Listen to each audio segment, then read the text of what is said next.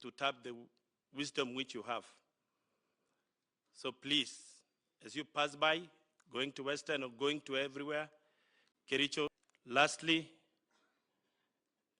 as my colleagues have talked early, sisi tukiwa hai, tunajua shida yenye iko inji yetu ya COVID. It is real. Let's take great care of ourselves as we approach Christmas. This is a Christmas which is not like any other Christmas. We need to tone down the celebration, traveling, tuchikinge, but above all, let's ask God for guidance na tu ongoze ili tushinde hii maneno yenye iko. As I go to sit, I also bring condolence to the family by my colleagues. Betty Maina angekuwa nazi lakini amesafiri kikazi. Pia dada wetu Farida Karone, Zara wa Ardhi, Chelgui na wenzangu wote wa cabinet. They have known general, they have said pole to you, Hilda, and your children.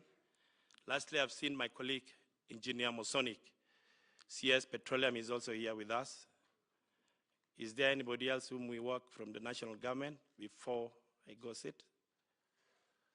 I believe the few of us. Asanteni sana, we pray for you to be strong at this time, and God bless you. Asante sana.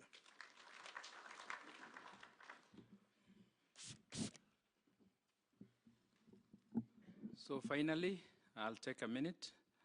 Number one, I wish to present a message of condolence from the governor of Plateau State, Governor Along, whom you know visited the farm when he was in Kenya with a delegation of Nigerian governors.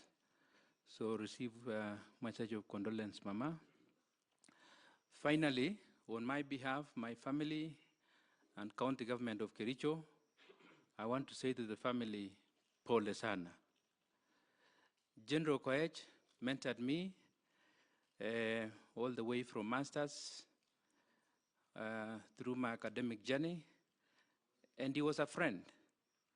So in the interest of time, I want to say that I am who I am because of General Koech. So with those remarks, I want to say to the family, pole sana. The joy that you derived from General Koech ni Mungu atawapatia. So tumalize kwa kusema oyo. Ongele oyo.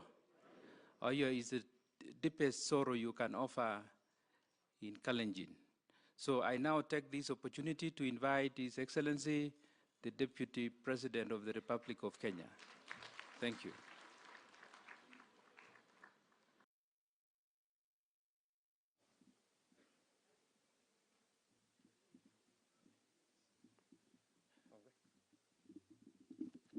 Tafadhali tuketi chini.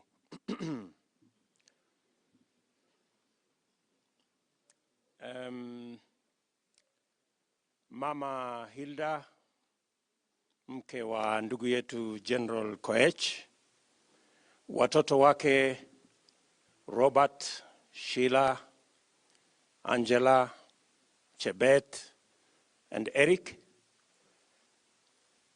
baba wetu askofu na viongozi wote wa kanisa,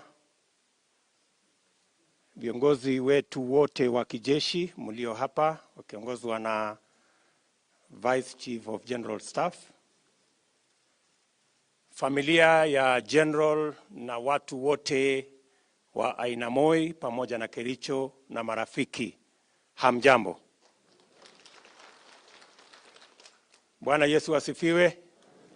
Hebu mnipungie hivi, Bwana Yesu asifiwe. Asanteni sana.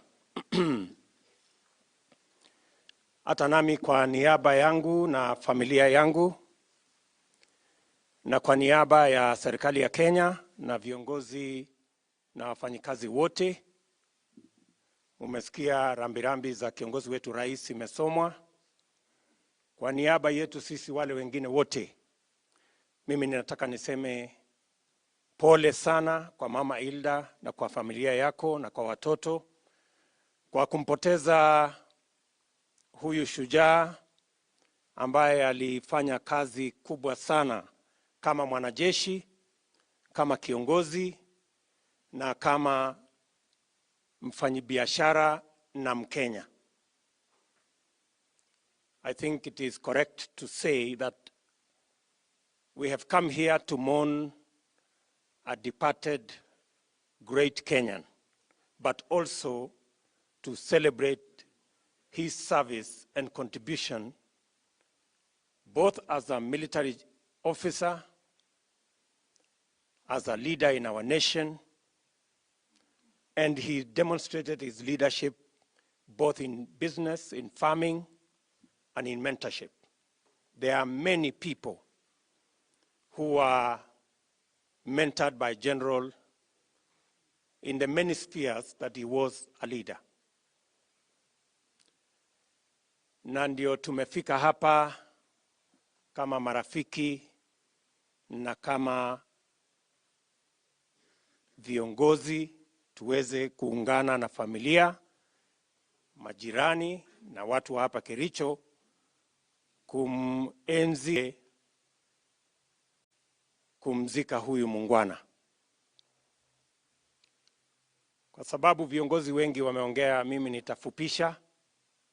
Kwanza niseme ya kwamba hata nami nilimjua General Koech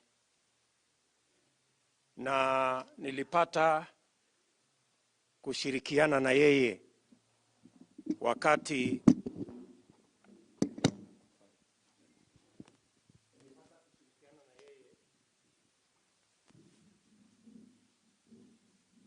sio kwa mambo ya kijeshi, lakini kwa mambo ya siasa.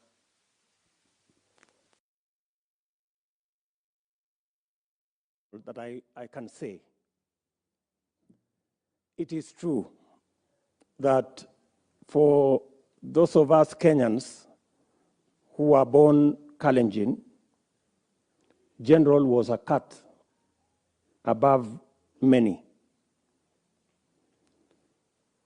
The relationship between General and his wife was extraordinary by Kalenjin standards.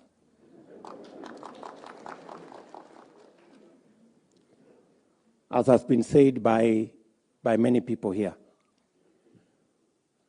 Ordinarily, I remember I came to church here last year, and I went to a Methodist church on the other side of this town.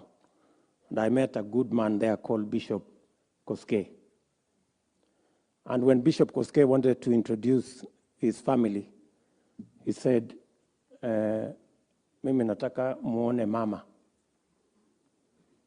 So nikachanganyikiwa kidogo, sikujua ni ama ni mama mgani. Sasa nikampatia tutorial kidogo huyo bishop, nikamwambia you are a person of our generation. Ukimsimamisha bibi wako unasema I want to introduce to you my dear wife. But General, despite being of the older generation from us, he gave us a lot of competition in the manner in which we treat our wives, and he became an example, and a great example. And I saw it here, that Eric is slightly ahead of General.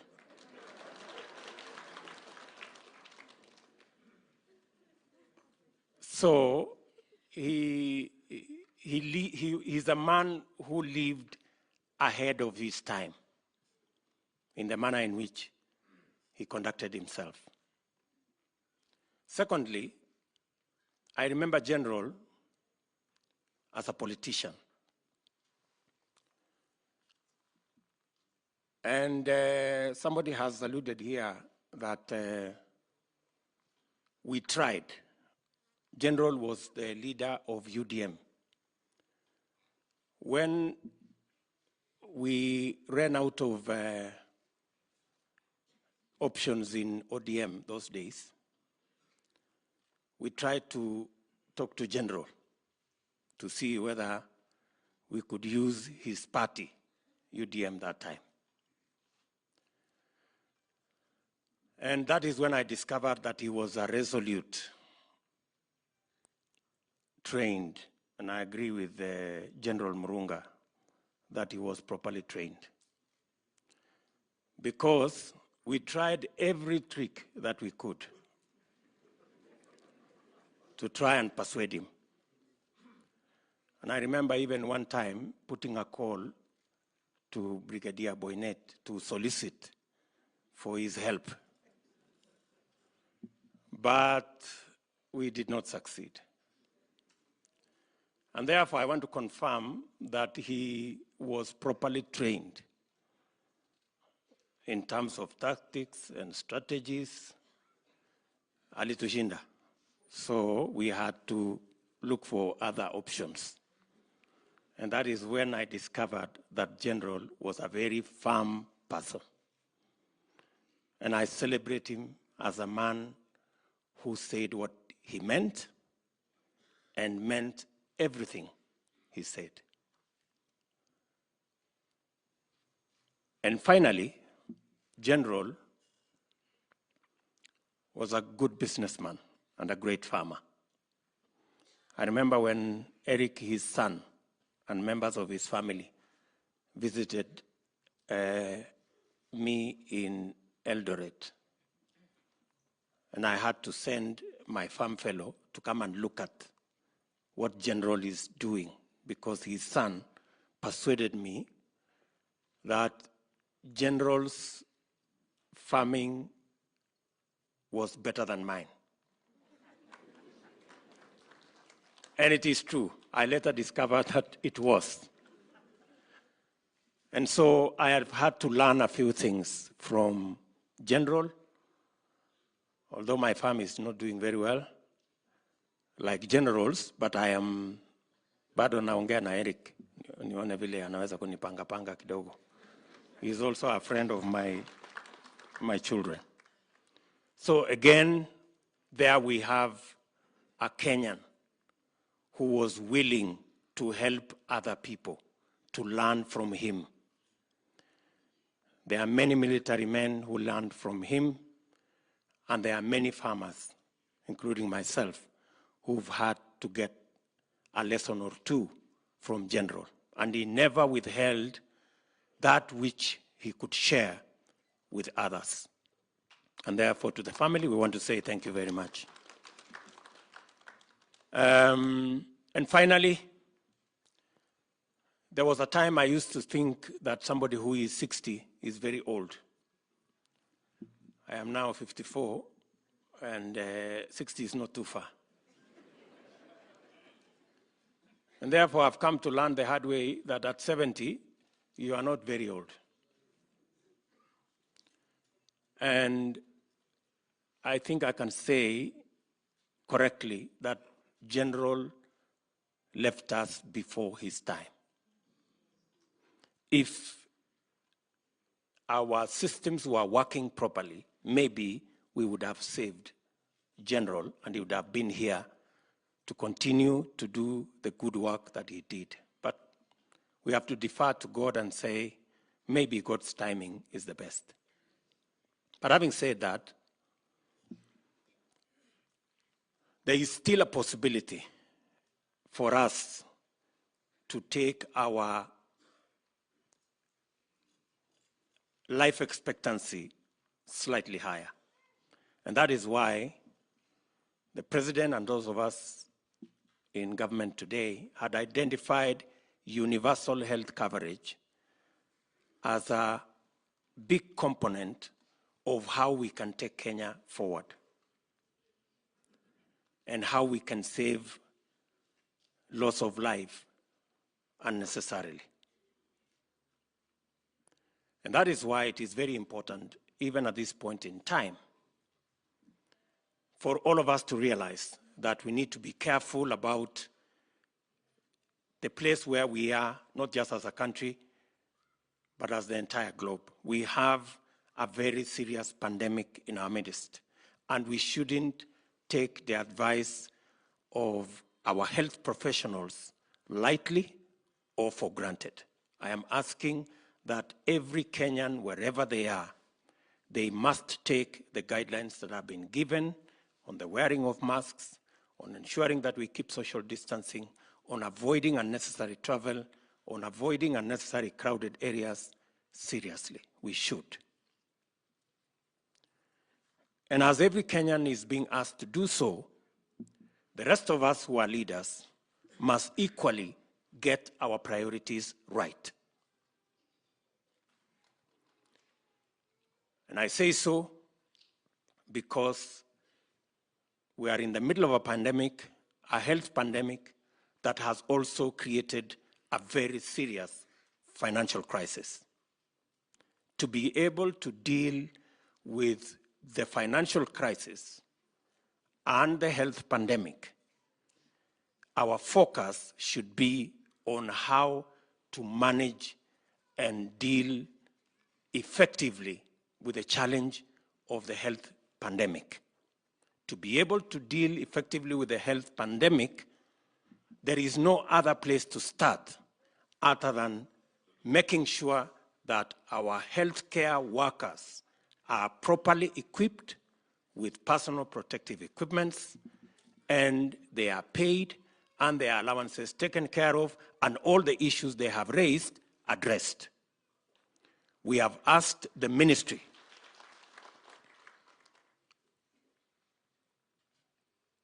to, with immediate effect, work with the leadership of doctors, nurses, clinical officers, and all our healthcare workers so that we can address the issues they have raised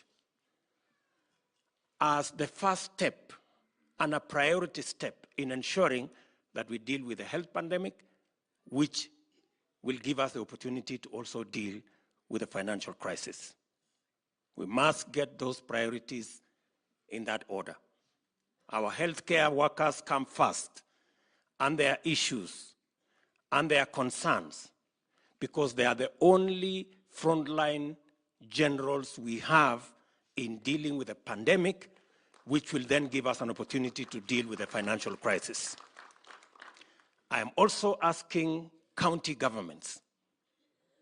All county governors must prioritize issues to do with doctors, nurses, clinical officers, their concerns, their salaries, their personal protective equipment should take precedence and priority over any other consideration until we are through with the pandemic. Therefore, as we ask the healthcare professionals to engage with us, they too understand where we are. And therefore, it is important at this point in time that all of us are focused in the correct priorities. Ya muhimu kwa sasa ni kuhakikisha ya kwamba yale mahitaji, maswala wa madaktari na nurses na clinical officers wanatuuliza, tunayashughulikia kwanza kabla hatujashughulikia mambo yale mengine. Kama serikali ya kitaifa, tumesema ya kwamba hata ile PPEs ambazo bado ziko na shida ya investigation, zitolewe wakati hata investigation inaendelea, ndio madaktari waweze kupata personal protective equipments. They can be able to take their place in making sure that Kenyans who have contracted COVID-19 are attended to as we deal with all the other issues that come with the situation we are in.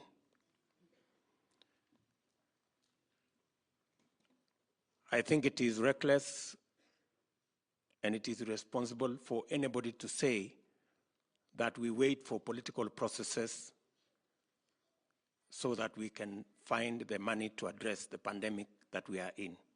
I think that is putting the cart before the horse. Let us sort out the pandemic.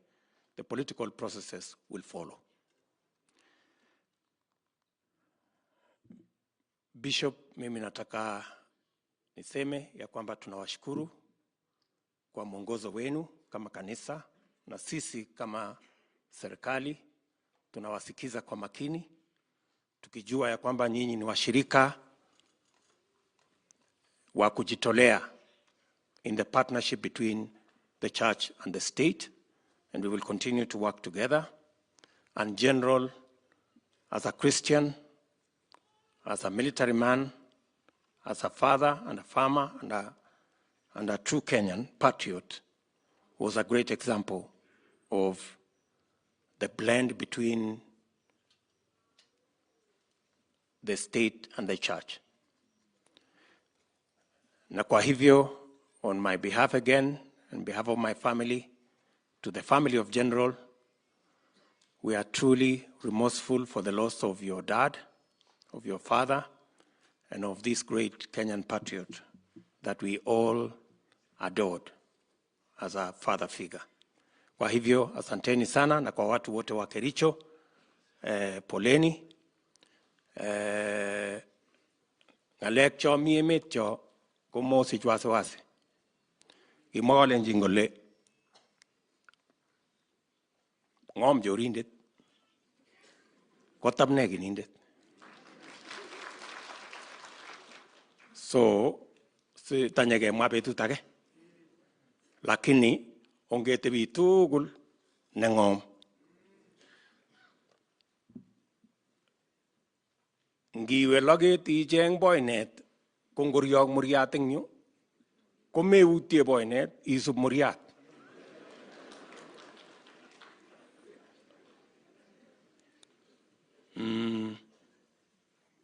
Akemwoe kele kitesyin ng'omnotet neo Koech. Kitesyin ng'omnotet ng'ulotyet. Ko tami asaisani ng'alechab bicho, kiatoret sine asaisani ngikibo Bomas yo. Agere kole noti kole koalechi tokomi ole moche kesaisan kole.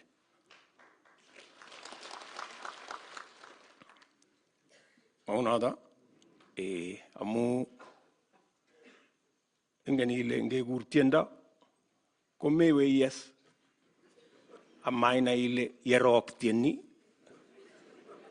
kone nerubei.